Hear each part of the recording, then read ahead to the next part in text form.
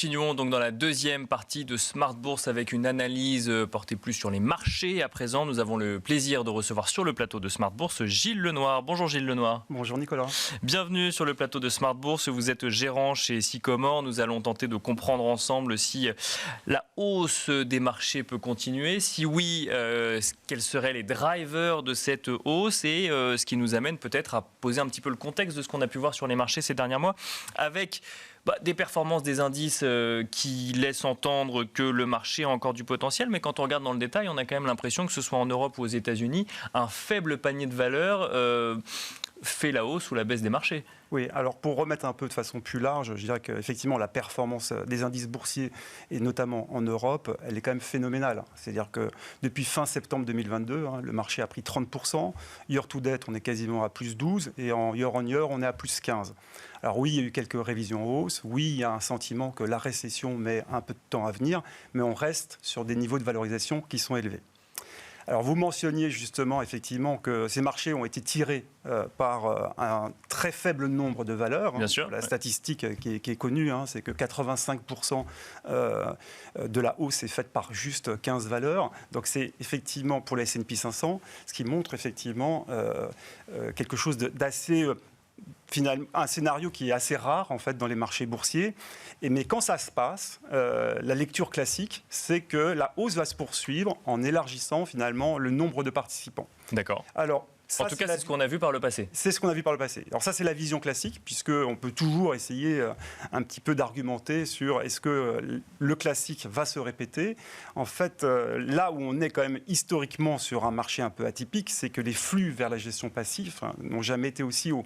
D'accord. Et ça a une logique en fait d'aller vers juste quelques méga caps et vers quelques thématiques. Et c'est là où on peut douter ou pas de l'élargissement de la participation. Ça, c'est la première analyse technique qu'on peut faire sur le marché actuel.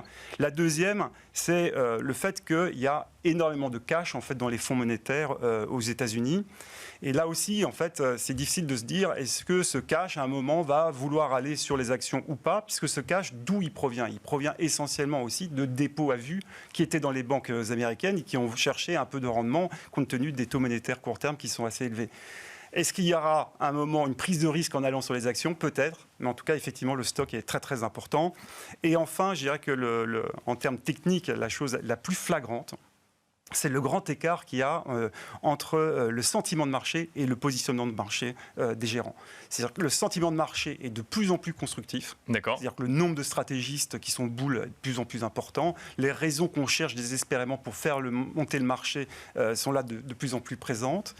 Et par contre, en revanche, les gérants actions, les gérants actifs sont plutôt en retard par rapport aux indices. D'accord. Donc il y a un sentiment, mais qui n'est pas encore tout à fait mis en place. Alors, c'est pas ça. C'est que ceux qui sont mal positionnés sur le marché actions, la grande peur qu'ils ont, c'est qu'il y ait une deuxième patte de hausse et que déjà l'écart qu'ils ont par rapport à l'indice, malheureusement, s'accroisse et donc ils sont très très en retard. Et donc c'est ça aussi qui peut alimenter un petit peu, qui peut alimenter aussi un peu la hausse. Donc ça, c'est pour les conditions techniques. Bien sûr. Maintenant, on pourrait adresser les conditions macro, en fait, tout simplement. Je crois que sur les conditions macro, ce qu'on peut dire, c'est qu'elles sont quand même globalement bonnes. C'est-à-dire que si on regarde les statistiques de consommation, oui, il y a un peu d'effritement, oui, il y a un peu de transfert de consommation du textile plutôt vers les loisirs ou vers les compagnies aériennes, vers l'hôtellerie, mais néanmoins la consommation tient. Et c'est pas si étonnant que ça. C'est-à-dire qu'on a quand même des hausses de salaire qui sont là, et puis on a effectivement ce dont on parlait, le fait qu'on a quand même de l'inflation qui commence à baisser et tout un pouvoir d'achat qui augmente et qui va alimenter finalement cette consommation qui est quand même un très très gros driver.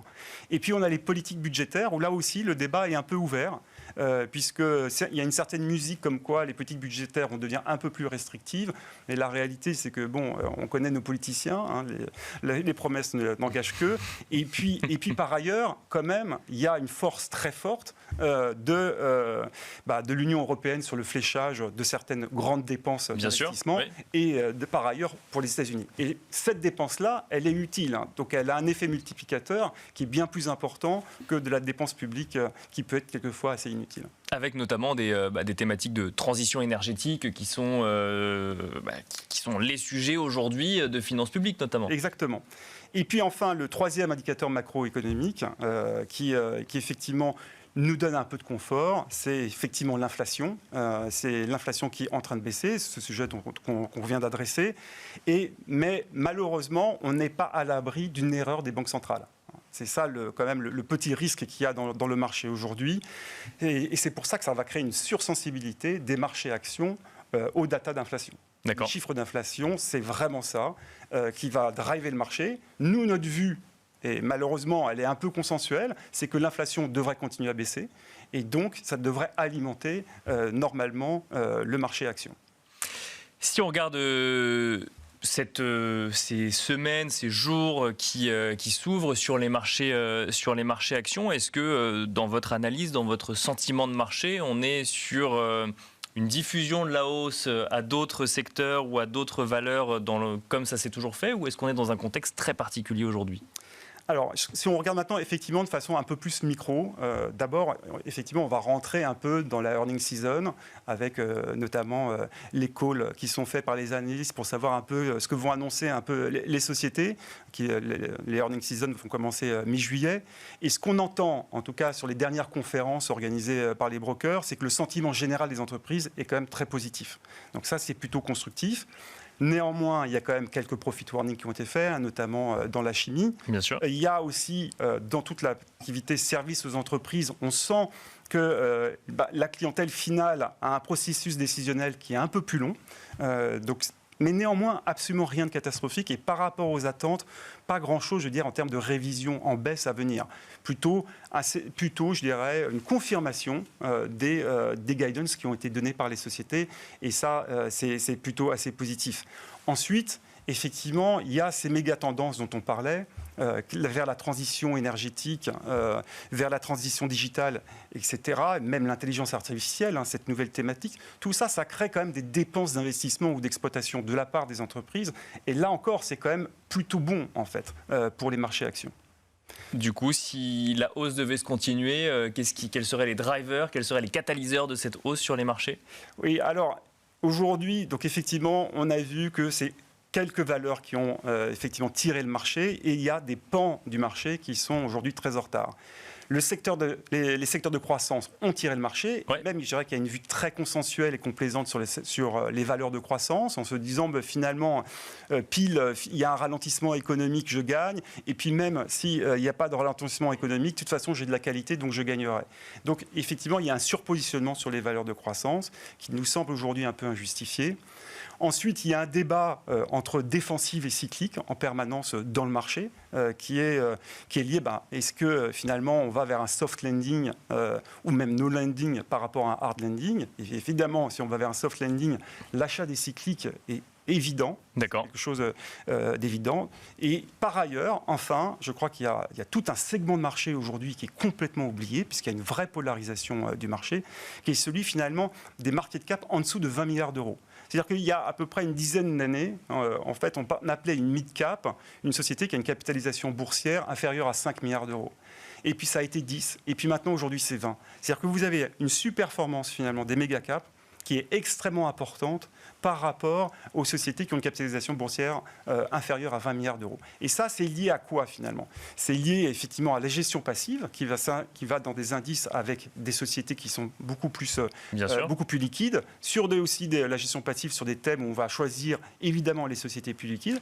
Et puis quand même, les grandes entreprises finalement nous ont un peu étonnés en termes d'exécution avec finalement un succès à élargir finalement leur marché adressable et ne pas être rattrapé par la loi des grands nombres. Et ça a été quand même quelque chose d'assez étonnant. Et même leur agilité pour prendre finalement la transition digitale, les considérations ESG par les grandes entreprises, finalement, ont été en Europe, en tout cas, prises de façon assez proactive. Très rapidement, sur le timing qui nous reste, donc ça pourrait être le moment, enfin, des mid-cap, voire des small annoncés depuis plusieurs mois. Donc ça pourrait être le moment des valeurs qui ont une capitalisation en dessous de 20 milliards d'euros. En plus, ce qui tombe bien, c'est que plus vous allez dans des capitalisations boursières petites, plus ce sont généralement des cycliques, et nous avons une vue constructive sur le cycle. Merci beaucoup Gilles Lenoir de nous avoir accompagnés dans la deuxième partie de Smart Bourse. Je rappelle que vous êtes gérant chez Sycomore. Merci beaucoup. Merci à vous également de nous avoir suivis. Je vous rappelle que vous pouvez retrouver donc Smart Bourse en replay sur bismart.fr, que vous pouvez également nous écouter en podcast sur toutes les plateformes de podcast. Et quant à moi, je vous donne rendez-vous ce soir à 17h en direct pour la grande édition de Smart Bourse.